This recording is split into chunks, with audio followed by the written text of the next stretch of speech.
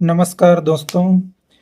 आज हम लोग जीन पियाजे का संज्ञानात्मक विकास का सिद्धांत पढ़ेंगे। यह सिद्धांत बहुत महत्वपूर्ण है। चाहे आप सेंट्रल टेट में देखे होंगे, सीजी टेट में देखे होंगे या पूर्व में टीचर भर्ती देखे होंगे, वहाँ जीन पियाजे का जो संज्ञानात्मक विकास है, यहाँ से एक न एक प्रश्न अवश्य बनता है। तो आज हम देखते हैं कि जीन पियाजे क्या कहना चाह रहे हैं। तो सबसे पहले देखते हैं परिचय एवं मूल अवधारणा। परिचय एवं मूल अवधारणा। तो पियाजे क्या बोलते हैं कि पियाजे के अनुसार बच्चे छोटे वैज्ञानिक होते हैं, बाल वैज्ञानिक। बच्चे को क्या बोला गया है? बाल वैज्ञानिक। क्यों बोलते हैं बच्चों को वो बाल वैज्ञानिक? क्योंकि आप जानते होंगे, अपने घर के बच्चे को भी देखते होंगे, उनके मन में हमेशा प्रश्न रहता है, ये क्यों होता है, ये कैसे होता है, ये क्या होता है। मतलब जो जिज्ञासा होती है, किसी भी चीज को जानने की इच्छा होती है। इसीलिए जीन पियाजे बच्चों को क्या मानते हैं? बाल वैज्ञानिक मानते हैं, जो अपने पर्यावरण के साथ सक्रिय रूप से समायोजन, पर्यावरण के साथ सक्रिय रूप से क्या करते हैं? समायोजन करते हैं और समायोजन करना सीखते हैं। मतलब जैसा कि हम लोग का परिवेश होता है, उसी प्रकार बच्चा क्या होता है? ढलते जाता है। वही जो संस्कृति है, परंपरा है, सामाजिक जो रीतियां हैं, लोकाचार है, वो सबको बच्चा अपनाता है और आगे ज्ञान का अर्जन करता है। इसमें दो चीज बोला गया है। ज्ञान का निर्माण मुख्य रूप से दो प्रक्रियाओं से होता है। एक होता है आत्मसातीकरण और दूसरा होता है समायोजन। क्या क्या होता है? एक होता है आत्मसातीकरण और दूसरा होता है समायोजन। तो आत्मसातीकरण क्या है? आत्मसातीकरण है, आत्मसातीकरण से आप समझ सकते हैं कि जो हम लोग का पूर्व ज्ञान रहता है, पहले से हमारे मस्तिष्क में विद्यमान ज्ञान को ही हम आत्मसातीकरण कहते हैं, एसिमिलेशन। और समायोजन क्या होता है? नए ज्ञान को अर्जन करना, ऐड करना। ठीक है, एकोमोडेशन से याद रखना, ऐड करना मतलब नवीन ज्ञान को ऐड करना ही समायोजन कहलाता है। तो समझ गए क्या हुआ? हम लोग बोले आत्मसातीकरण मतलब जो पूर्व ज्ञान है, और समायोजन का मतलब होता है जो नवीन ज्ञान का अर्जन करना। ठीक है, अब हम लोग इनका जो मेन सिद्धांत है वो देखते हैं। इनका चार ठो क्या है? ये सबसे मुख्य चीज है कि ये बच्चों को आयु के अनुसार उनके स्तर को बांट देते हैं चार स्तर में। तो इनका चार स्तर को हमेशा आपको क्रम पूछा है, और किस स्तर में बच्चा क्या सीखता है ये पूछा है। सबसे महत्वपूर्ण यहाँ से तीन क्वेश्चन बनता है। सबसे पहला क्वेश्चन क्या बनेगा कि जीन पियाजे का मतलब संज्ञानात्मक विकास किसने दिया? तो जीन पियाजे ने दिया। और कितने स्तर में बांटा गया है? तो चार स्तर में बांटा गया है। उन चारों स्तरों का नाम क्या क्या है? तो क्या क्या है उनका नाम? संवेदी पेशी अवस्था या संवेदी गत्यात्मक अवस्था बोलते हैं, 0 से 2 वर्ष तक। उसके बाद पूर्व संक्रियात्मक अवस्था, 2 से 7 वर्ष तक। तीसरा होता है ठोस संक्रियात्मक अवस्था, या इसी को मूर्त संक्रियात्मक अवस्था बोलते हैं, 7 से 11 वर्ष तक। और अंत में होता है औपचारिक संक्रियात्मक अवस्था। यह 11 वर्ष से अधिक आयु के बच्चों के लिए है। तो ये चार चीज आपको कंठस्थ रूप से याद होना चाहिए। इनके लिए कोड भी दे दिया गया है। संपुट ओ, संवेदी, पूर्व संक्रियात्मक, ठोस संक्रियात्मक, औपचारिक संक्रियात्मक। अब देखिए कि हम देखेंगे कि इनके आगे इनमें क्या क्या होता है। तो पहले देख लेते हैं महत्वपूर्ण बिंदु।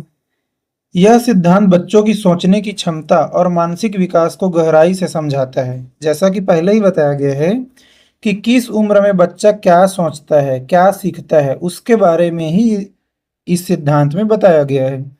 विकास की चारों अवस्थाएं एक निश्चित क्रम में होती है, जिसमें एक अवस्था से दूसरी अवस्था में क्रमिक छलांग लगती है।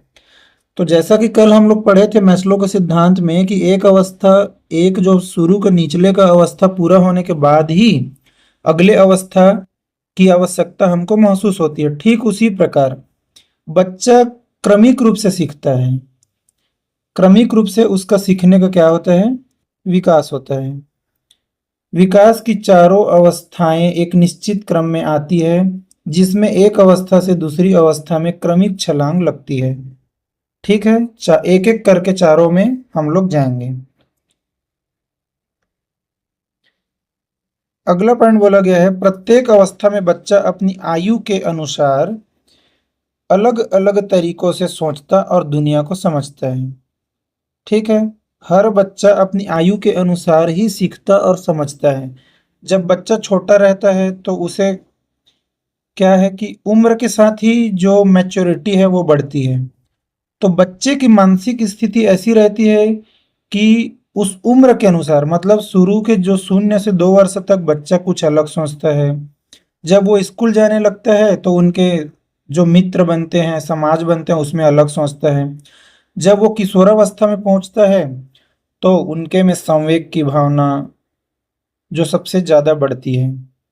इसीलिए उस काल को क्या बोलते हैं? तरंग का काल या हिंसा का काल भी बोला गया है।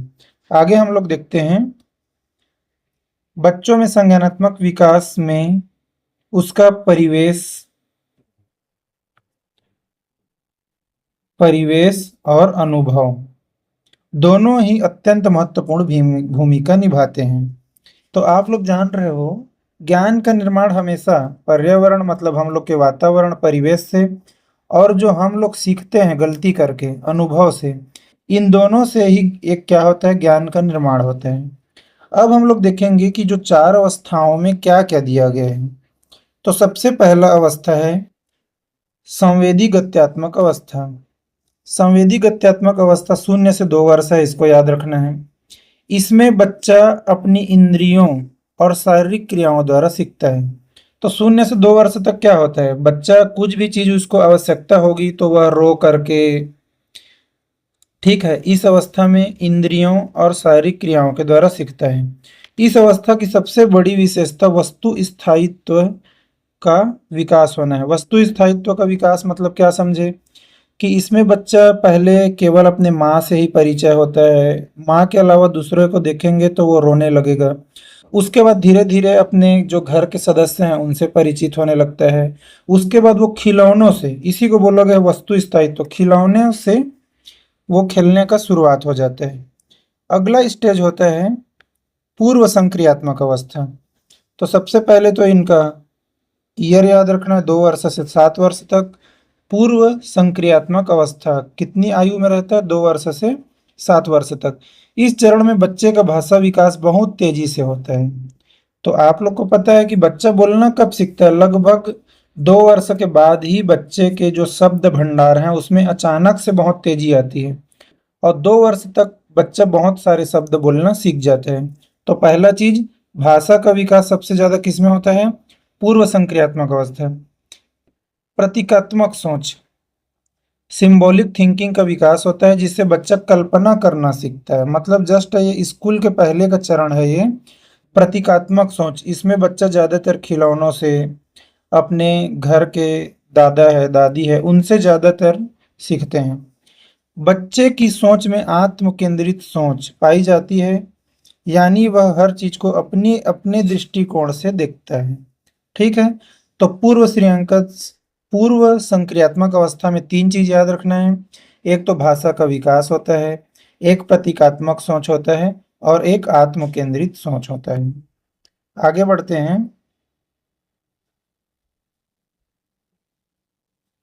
तीसरा है ठोस संक्रियात्मक अवस्था। इसका स्टेज क्या है? 7 वर्ष से लेकर 11 वर्ष तक। 7 से 11 याद रखना है। यहाँ क्या क्या होता है? बच्चे तर्क शक्ति विकसित होने लगती है। तर्क शक्ति मतलब इस स्टेज में 7 वर्ष से 11 वर्ष मतलब क्या है? 1ली से 5वीं तक का काल है।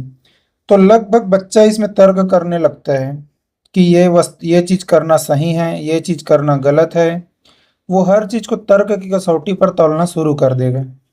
दूसरा है वह संरक्षण की अवधारणा। संरक्षण की अवधारणा को अच्छी तरह समझ जाता है, जैसे कि वजन, आयतन आदि। मतलब उनको आप बोलोगे कि 1 किलो प्याज है, 1 किलो शक्कर है, ऐसा वजन को समझने लगेगा। आयतन मतलब कि कोई भी चीज छोटा है, बड़ा है, ठीक है, इस चीज को वो समझने लगेगा।